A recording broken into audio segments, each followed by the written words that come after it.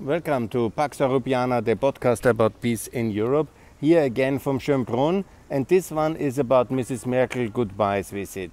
She was in Poland now, and now she is in Tirana. She was in Serbia, and she makes her Central and Eastern European goodbye visits now. And it's very important to see the significance and what has to happen at this moment now, right now, exactly in the kind of interregnum.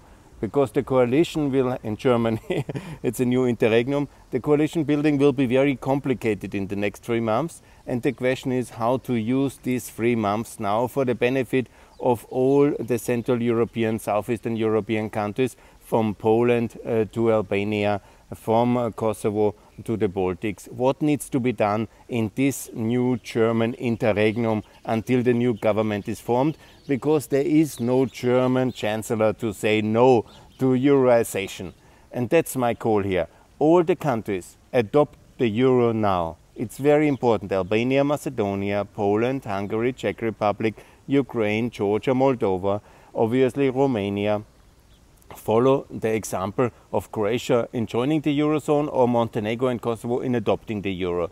This is very important right now in the German interregnum in the coming 3 months. It is very important before the end of the year to take all these decisions, while Mrs. Merkel, who is certainly pro such a policy, if she is not fully responsible and has no German elections in the back and in front of her, and she is a bit relieved because she is really a good person. She wants to help the Albanians, the Ukrainians, the Georgians. She knows the danger of Russia, and she has lived in the Soviet-dominated Eastern Germany. She understands that the Baltics to Albania, to Bulgaria, to Ukraine, Georgia, Moldova, all of them want to escape a new Russian-dominated Europe.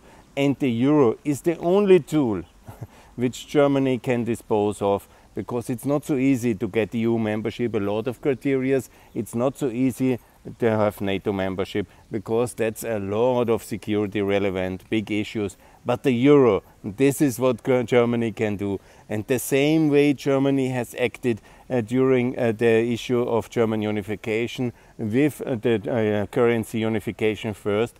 That's the role model. This is what Kohl did to make German unity and European unity possible, to buy French compliance, to adopt the euro, introduce, invent him in a way, have currency unification before political and strategic unification was possible. And the same we have to do now, from the Balkans to the Baltics, which have already the euro, obviously to Ukraine, Georgia, Moldova, the accession trio, and all others to back to the currency. And I'm sure some will not participate, like the Hungarians or others.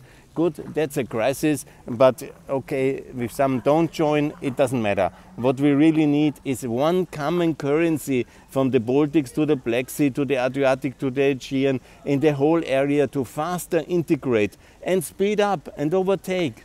And now when Croatia has the first time since they left the currency union with Austria, again a common currency with Austria and Central Europe, it is so historic. And now it's time for all of the Southeastern European countries to be united as a tool for peace. The euro is so important, because no countries with a common currency normally do wars against each other. And that's, of course, the tool for peace. It's the euro.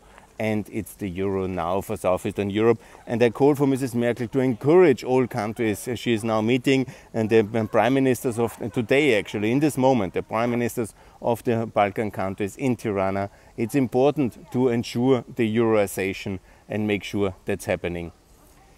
So far, so good for the euro now from Schönbrunn.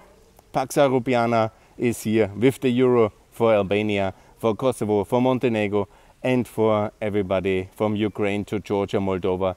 This is the future, the euro now. Mrs. Merkel, please do this as your goodbye present, as the culmination of your excellent work the last 16 years. It's time for the euro now, between the Baltics, Bulgaria, Croatia to Georgia and Moldova.